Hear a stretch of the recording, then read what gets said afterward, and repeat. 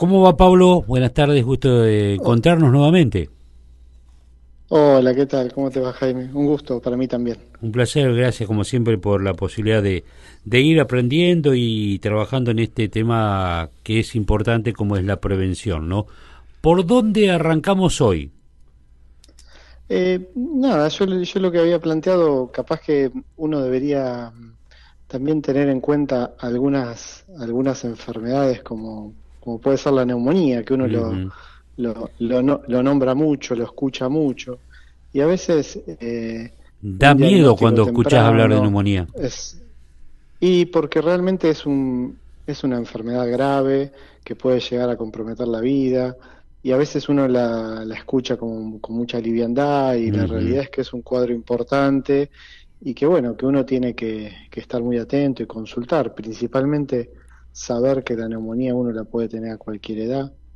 Muchas veces los chicos más chiquitos tienen cuadros por virus, entonces necesita cierto sostén y esperar un poco la evolución, pero también muchos son por cuadros de infecciones bacterianas, entonces van a necesitar una asistencia ya medicamentosa un poco más compleja.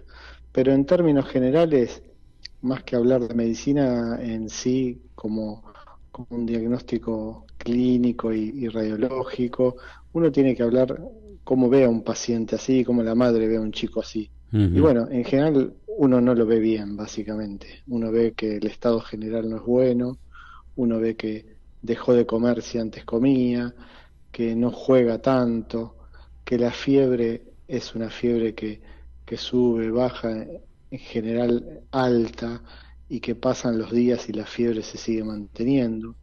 A veces puede no haber fiebre, pero bueno, no es lo común. Y bueno, se agrega fuera de la fiebre como una dificultad para respirar, respira más rápido el chico, tiene tos, Ujú. y el tema del mal estado general que te lleva a vos a si vos lo mirás y si vos estás encima, a preocuparte y bueno, y obviamente buscar ayuda, por supuesto. Ujú. Pablo, para pasarlo en limpio, ¿la neumonía que es una afectación sobre pulmones Es o una, sobre bronquios? claro, no, es una infección aguda de lo que se llama el parénquima pulmonar.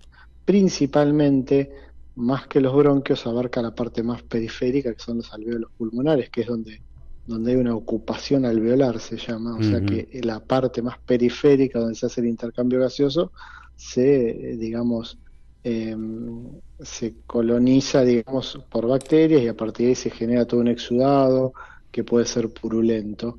Y bueno, esa ocupación hace que uno, ya sea con la auscultación, con los signos que uno tiene cuando ve al paciente, o con la radiografía, que ve una opacidad en el pulmón, o sea, el pulmón, cuando uno lo ve en la radiografía que tiene aire, es negro, cuando tiene una neumonía se ve blanco. Ujú. Entonces, eso a nosotros nos da la pauta de la neumonía. Después tenemos distintos tipos. En pacientes con antecedentes de enfermedades graves, neumonías en un solo pulmón, neumonías multifocales, y eso lleva a distintos tipos de atención. Claro. En general La pueden ser grave, cuando te dicen ambulatorias. bilaterales, te afectan los dos. Claro, exactamente. Son focos que son en los dos pulmones Claro, ahí está el o riesgo. en un pulmón en distintos focos. Claro, eso. Lo que pasa es que cuando uno habla de distintos pulmones, está hablando de una transmisión que es vía sanguínea. Entonces eso ya es más complicado. No Ujú. es solamente digamos, vía aérea que va a un solo pulmón. Entonces ahí ya es un cuadro que involucra más sistemas. Ujú. Y los factores de riesgo habitualmente son los de siempre, ¿no?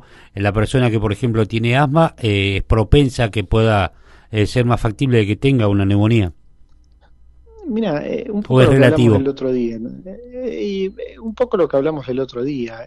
Nosotros tenemos como factores de riesgo en enfermedades respiratorias, bueno, obviamente los menores de 3 meses, son chicos que pueden tener más afectación, aquellos que no han tenido lactancia materna, aquellos que no tienen la vacunación al día, aquellos que fueron prematuros, aquellos que estuvieron en respirador, Ujú. aquellos que tienen enfermedad pulmonar crónica, aquellos que tomaron corticoides por mucho tiempo, aquellos pacientes que tienen otras enfermedades de otros órganos, por ejemplo del riñón.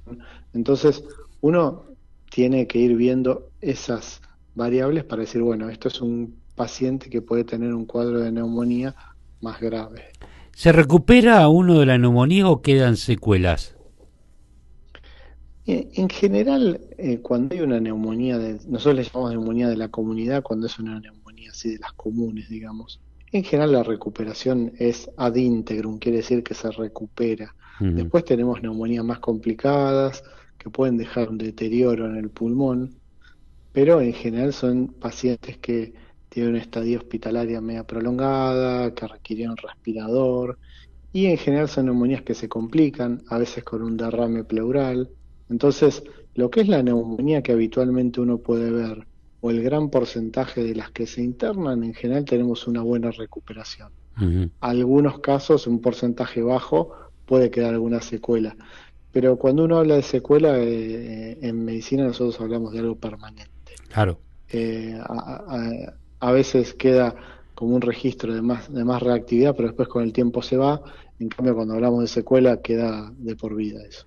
La mayoría son para que el paciente quede internado o puede No, no, recuperarse en la no, casa. no.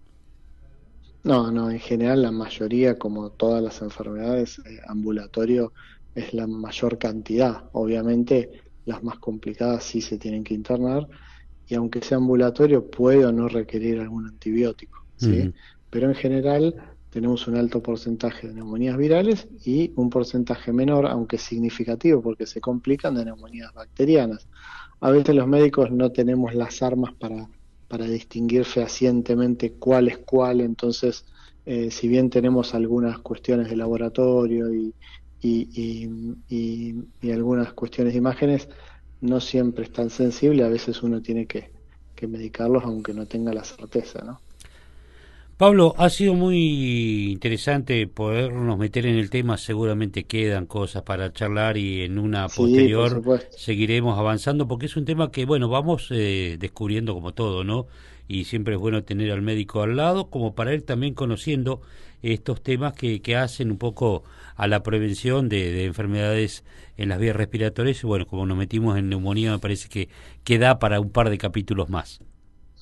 Sí, por supuesto, y yo dejaría como broche que un paciente que uno no lo ve bien, que no es el de siempre y que sí tiene fiebre repetidas veces, que consulte, básicamente.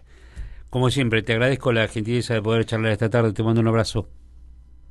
Un abrazo, Jaime, igualmente. Chao, hasta luego. Hasta luego, el doctor Pablo Di Chico, neumonólogo